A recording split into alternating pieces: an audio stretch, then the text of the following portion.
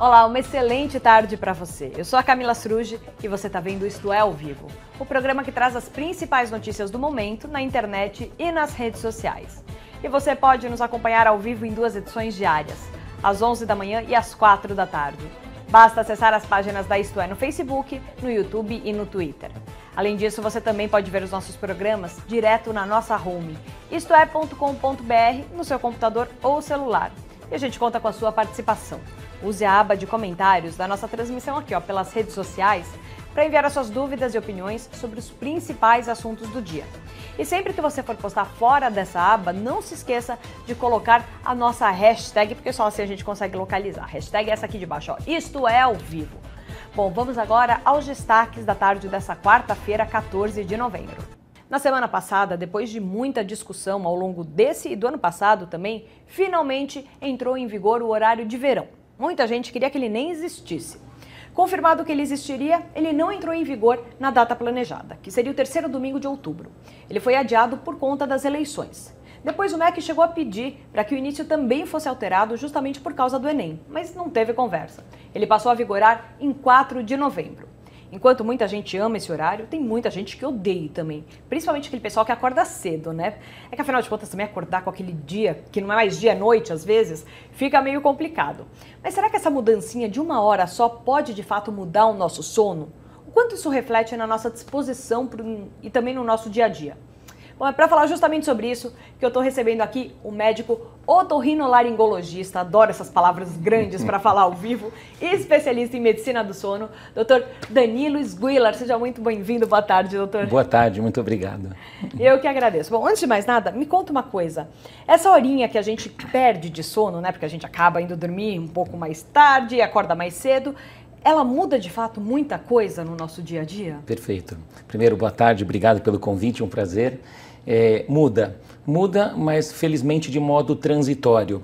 Dentro de 5 a 7 dias, quando sucede o horário de verão, nós temos realmente essa adequação do tempo em que nós vamos de fato nos adequar por conta da mudança do horário. Ou seja, dentro desses 5 a 7 dias, nós ficamos um pouco mais irritados, uma alteração de humor, pode oscilar, por exemplo, em alterações cognitivas, alterações no trabalho, aumenta a chance de acidentes domésticos e acidentes no trânsito também. Felizmente, de 5 a 7 dias, por conta dessa oscilação mesmo que o organismo da gente passa. Ou seja, nós vamos estar privados de sono, porque essa horinha a mais faz toda a diferença. Mas é muito louco pensar que é só 1 hora, né? Muitas vezes as pessoas sofrem o efeito do jet lag e levam essa mesma 1 semana para se adaptar, mas essa 1 horinha faz tanta diferença. Faz tanta diferença. Para algumas pessoas, né? Então realmente não é para toda a pessoa, mas para quem tem horário regrado, normalmente vai dormir 23 horas, vai acordar às 7 da manhã, essa pessoa que na virada do horário de verão passa a dormir um pouco mais tarde, então naquela noite subsequente, de domingo para segunda, por exemplo, ela passa a ficar muito ruim. A segunda-feira começa já pesada, um dia mais difícil de se lidar. Então, felizmente, como eu falei, 5 a 7 dias é o período em que a gente faz essa adaptação do nosso organismo. Mais uma vez, algumas pessoas sentem isso de forma mais impactante, outras não sentem tanto. Quem sente mais normalmente são crianças, porque tem essa dificuldade de adaptação do horário, de manter um horário mais regrado, e aquelas pessoas, normalmente os adolescentes, que são os vespertinos, né? Que são os vespertinos? São aqueles que tendem a dormir mais tarde, a acordar mais tarde. Imagina só, para essa parte da população, ela já tende a acordar mais tarde, tem que acordar mais cedo, é um transtorno bem esclarecedor, sim, né? Então, de certa forma, faz sentido esse pedido do MEC, né, de tentar reajustar e deixar o horário de verão mais para frente, justamente para não atrapalhar os estudantes, porque quando eles, de fato, têm que fazer a prova e tem que ter toda aquela concentração, aquela dedicação para os estudos, por mais que seja pouco tempo, se leva de 5 a 7 dias aí para se ajustar toda essa questão, faz sentido pelo menos esse pedido do MEC, né? Faz sentido e pode realmente impactar, porque alguém que se prepara e que tem um horário regrado, dorme todo dia no mesmo horário, acorda todo dia no mesmo horário, no momento em que você tem uma prova, que você já tem aquele impacto mais preocupante por conta de um teste, de uma prova, você ainda tem o impacto de 1 hora a menos de sono, isso faz toda a diferença. Agora, me explica uma coisa, a gente está falando muito do sono, de dormir, por que a gente precisa dormir? Porque criança nenhuma gosta de dormir, eu brigo com meu filho todo dia para ele ir para a cama e ele, eu odeio dormir. Eu também, quando era criança, veja bem, odiava, hoje eu amo, hoje não tem coisa que eu gosto demais. Mas por que a gente precisa dormir? O sono é fisiológico, né? Parte integrante desse nosso processo bioquímico, fisiológico. Existem algumas teorias para o sono. A primeira delas é que nós precisamos repousar, a nossa máquina, corpo humano, precisa de um repouso durante a noite. E é nesse momento, durante a noite, em que a gente realmente recobra as energias. Outra teoria é uma teoria metabólica, ou seja, nós temos alguns hormônios, algumas danças hormonais. O primeiro deles é a melatonina, né? A gente tem realmente um hormônio extremamente importante, produzido de forma endógena, né? Nós mesmos produzimos, né? E tem muito impacto com o estímulo luminoso, ou seja, quando a gente diminui o estímulo luminoso, a melatonina sobe, por isso que é importante a gente estar em ambiente mais escuro, para que a melatonina seja produzida, e ela arquiteta uma dança hormonal, vamos dizer assim. Ela arquiteta, por exemplo, alterações do cortisol, do GH. A mãe da gente, por exemplo, quando fala vai dormir porque você precisa crescer, é bem verdade, porque o GH é produzido numa das fases do sono, que é um hormônio do crescimento. Então, essa tendência metabólica de equilíbrio é extremamente importante. Existe uma terceira teoria, que é a teoria de consolidação da memória. Veja como é importante, estamos falando dos estudantes que agora foram submetidos aos testes aí do Enem. Então, nós temos dentro das fases do sono, uma fase extremamente importante chamada sono REM, que é o sono que a gente repousa, que a gente relaxa, a gente consolida a memória no momento que a gente precisa, guarda aquilo que é importante. Então, às vezes a gente tem uma tendência de falar assim, puxa, preciso estudar até o último minuto. Na verdade, o que vale a pena? Você estuda e tem o seu período de repouso, porque assim você consolida melhor a matéria, né? Então, o sono REM faz com que a gente guarde aquilo que interessa e descarte aquilo que não interessa.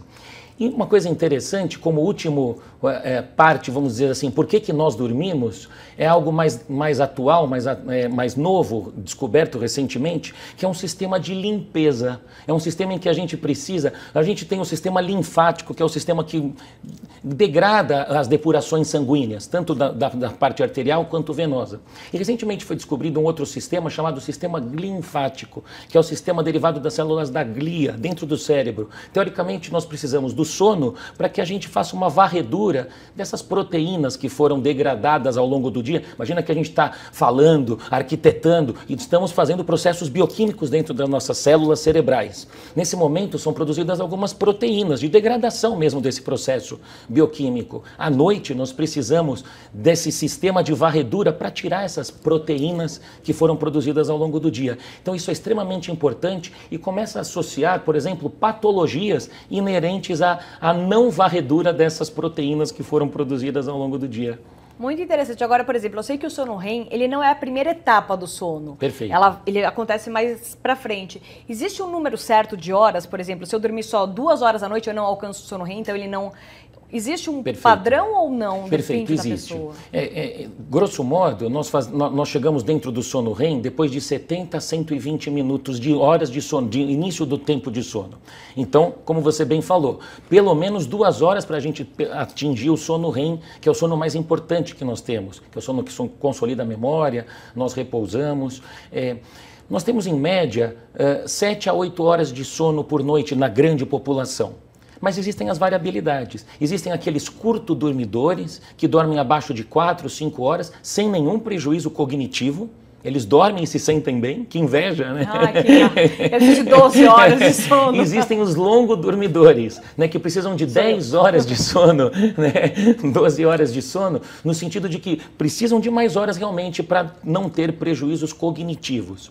Então existe essa variabilidade de tempo de sono, de horas de sono, e também existe a variabilidade que nós mencionamos agora há pouco sobre o horário que a gente vai para a cama, os matutinos e os vespertinos. Aqueles que têm mais tendência a ir mais cedo para a cama, por exemplo, por volta de 21 horas e acordam mais cedo, porque o pico da temperatura, da curva de temperatura, é nas primeiras horas da manhã. Então essas pessoas dormem mais cedo e acordam mais cedo, são chamados matutinos. De forma fisiológica, o idoso começa a ter esse padrão fisiológico de sono mais matutino. E os vespertinos, que teoricamente tendem a dormir mais tarde, a acordar mais tarde, o pico da curva de temperatura é mais elevado no meio da manhã.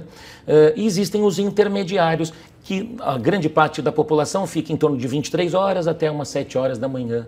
Felizmente, a grande maioria da população. Mas o que muda esse horário, por exemplo, que eu vou para a cama? Se eu sou uma pessoa vespertina, se eu sou uma pessoa matutina, essa faixa horária que eu vou tem alguma influência no dia a dia? Não, se você respeitar o seu ritmo biológico, não. Por isso que cada um deve conhecer o seu ritmo biológico. E para nós conhecermos o nosso próprio ritmo, são duas dicas. Primeiro, nós perguntamos para o paciente no consultório, por exemplo, como é o seu padrão de sono no final de semana? Ou então, como é o seu padrão de sono quando você está de férias, quando não tem nenhuma atividade importante a ser realizada? Uma vez você conhecendo o seu ritmo biológico, vale muito a pena você respeitar seu ritmo. Agora, esse ritmo muda ao longo da vida, né? Diferente da criança, do adulto, do idoso. Por que isso muda? Não é para ser uma coisa padrão? Muda por conta realmente do amadurecimento cerebral, né? Ou o envelhecimento cerebral ao longo da nossa evolução.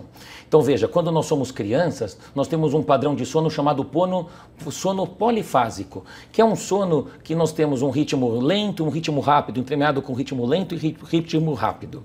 Por volta dos 6 meses de idade, mais ou menos, a criança faz 50% de sono REM ao longo da noite toda. A criança é muito agitadinha, né? Sim. Mas lembra quando a criança dorme, a gente pega, coloca na cama, vira de um lado, a criança acorda? Exatamente. Não acorda, não é? Então, normalmente a criança tem bastante sono REM, que é o sono que ela deixa ela, a torna bem consolidada no sono, bem relaxada. Esse sono REM passa na vida adulta a perfazer no nosso sono em torno de 20% a 25%. Cai bastante. E passa assim durante a fase toda, até a fase dos idosos. Existe um outro sono também super importante, que é o sono de ondas lentas, que passa também a perfazer em torno de 20% a 25% na fase adulta. E quando nós chegamos na fase mais idosa, da população idosa, esse sono de ondas lentas começa a cair um pouquinho. E aí muda o padrão de sono. Por exemplo, os idosos começam a ser mais matutinos, fragmentam mais o sono, ou seja, acordam várias vezes durante a noite.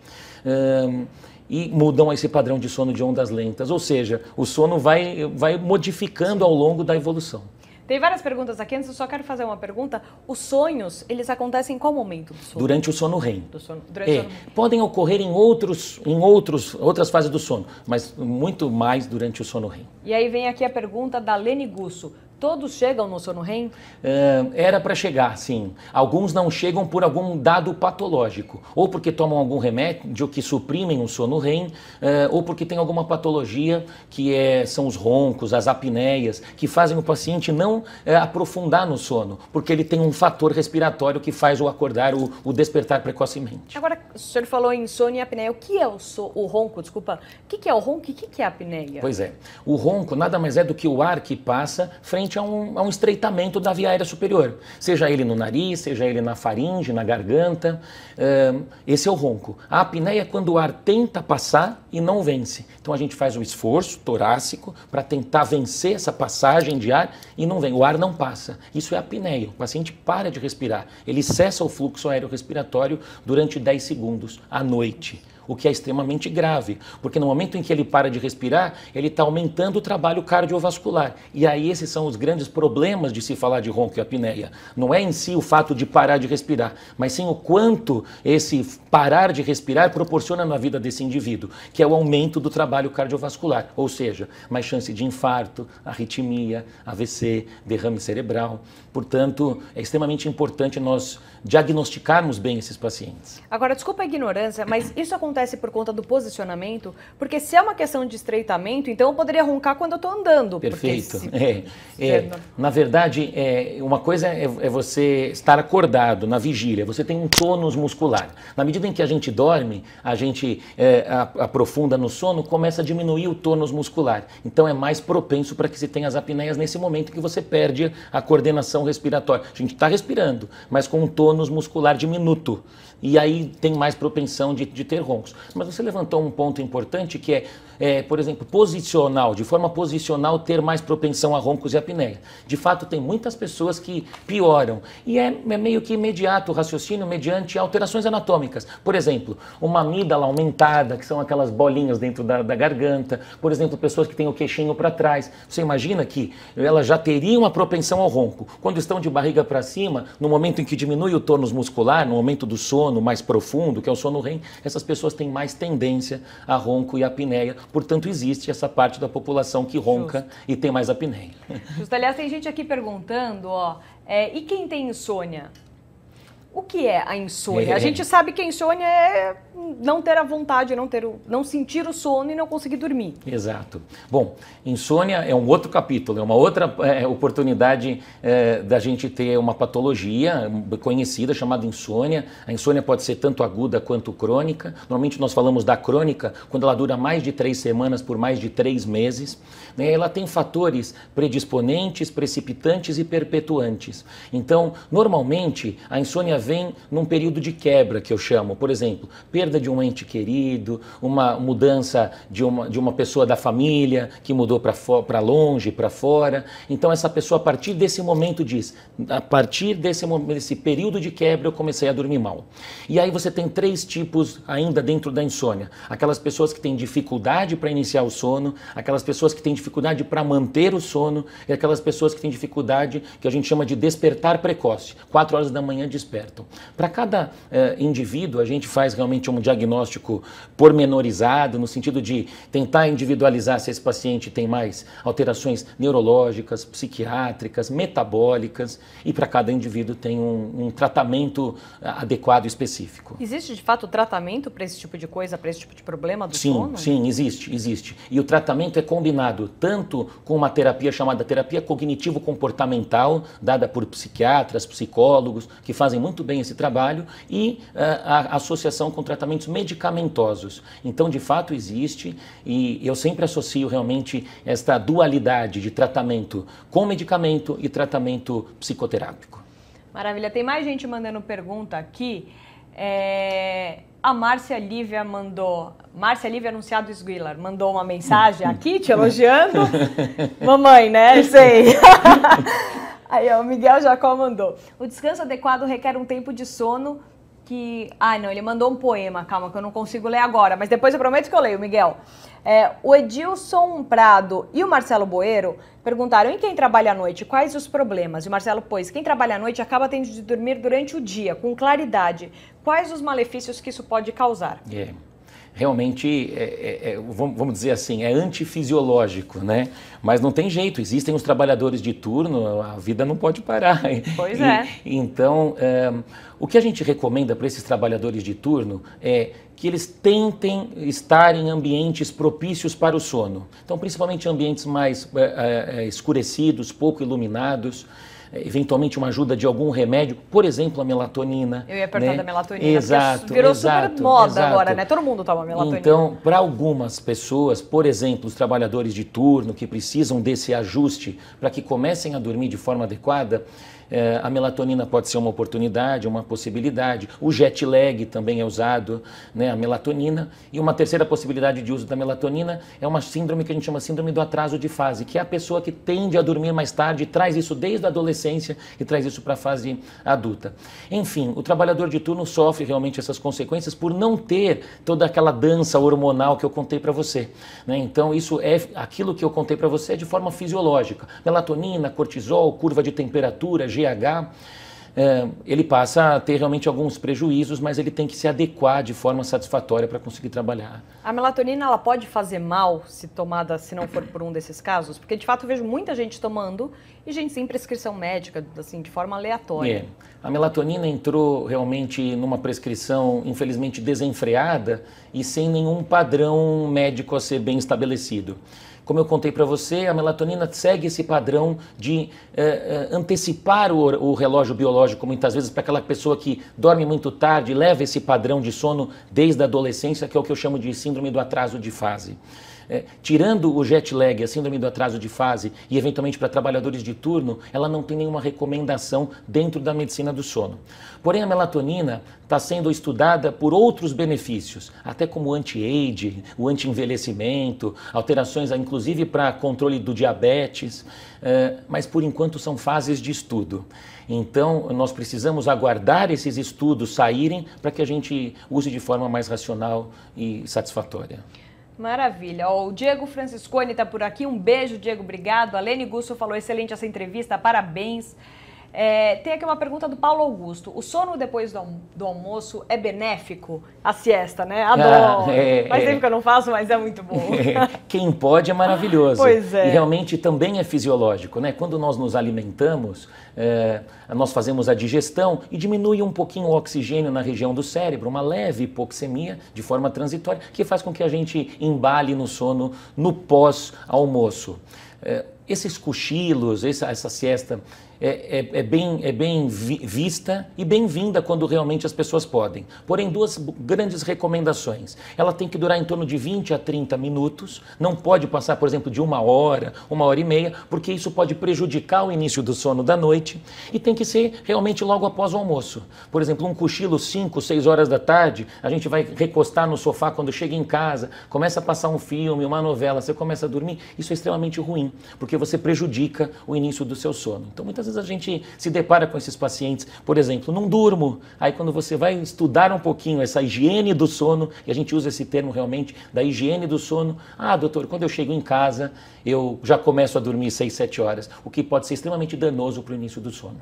E doutor, só para a gente concluir, quais são as principais dicas para ter de fato uma boa noite de sono? Perfeito. Bom, primeiramente dormir em horário correto, não é? Então ter o mesmo horário, então reconhecer o ritmo biológico, como nós bem falamos, dormir no seu horário, acordar no seu horário, sempre de forma regrada. Ir para a cama com sono, né? A gente diz assim, a gente leva os problemas para a cama muitas vezes, leva celular, começa a mexer em tablets na cama. Nós dizemos, cama foi feita para dormir. E quando a gente tem muita coisa na cabeça, tem uma dica que nós damos, que é anota num livrinho, num caderno, esvazia, entre aspas, a sua cabeça para ter uma boa noite de sono. O alimento à noite tem que ser mais leve, baseado em frutas, verduras, proteínas, menos carboidratos, porque os carboidratos pioram a digestão. Práticas como ler, meditar são bem satisfatórios. Eu chamo de um ritual do sono. Muitas pessoas precisam desse ritual do sono para embalar no sono e ter uma noite tranquila. Maravilha. Dr. Danilo Sguiller, muitíssimo obrigada pela sua participação e por todos obrigado. Esses esclarecimentos para a gente. Um prazer. Muito obrigada. Eu quero agradecer a vocês também que mandaram mensagem aqui. Eu não consegui ler todas, desculpa, gente, mas foram várias hoje. Mas muito obrigada pela participação. E olha, além de todas essas notícias, você ainda encontra vários outros assuntos que são destaque no Brasil e no mundo, aqui no site e nas redes sociais da Isto É. Dá só uma olhada. Muitíssimo obrigada pela companhia, um excelente fim de semana e feriado aí para vocês e até quarta-feira que vem. Isto é ao vivo, informação que vai até você.